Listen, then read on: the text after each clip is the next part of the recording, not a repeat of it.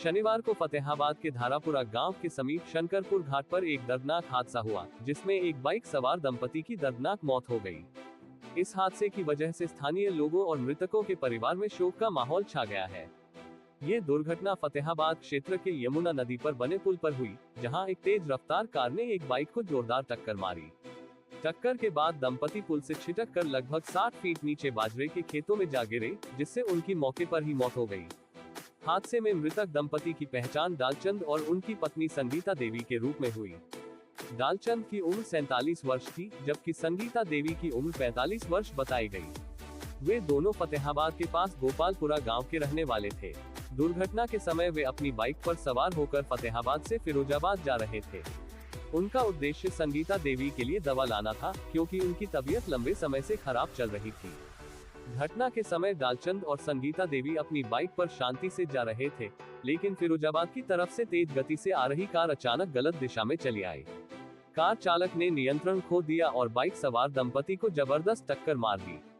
टक्कर इतनी जोरदार थी कि दोनों पति पत्नी बाइक से उछलकर पुल से नीचे बाजरे के खेतों में जा गिरे। 60 फीट की ऊंचाई से गिरने के कारण उनकी मौके पर ही मौत हो गई। हादसे के तुरंत बाद मौके पर एक टेम्पो चालक इम्फाल नामक व्यक्ति, जो कि बाबूराम का पुत्र है और कश्मीरी गेट फिरोजाबाद का निवासी है, घटना का गवाह बना। उसने बताया कि कार चालक टक्कर मारने के बाद तेजी से भागने लगा।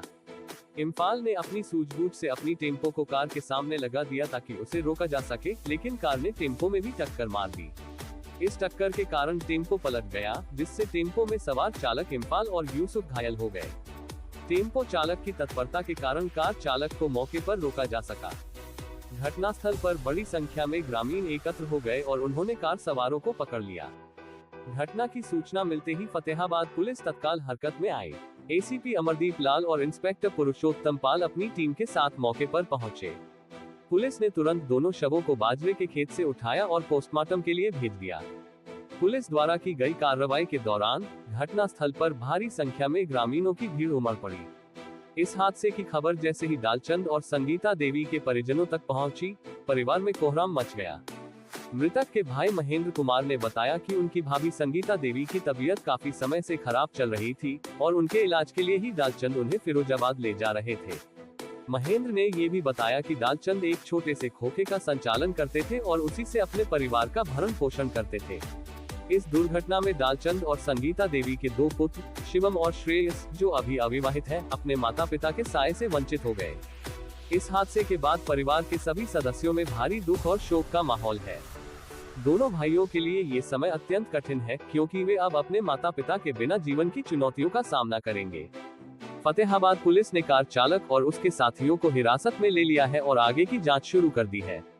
पुलिस इस बात की भी जांच कर रही है कि हादसा तेज गति की वजह से हुआ या फिर किसी अन्य कारण से।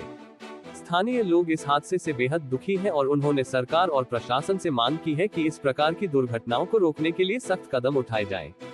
ये हादसा तेज रफ्तार गाड़ियों के खतरे को एक बार फिर उजागर करता है।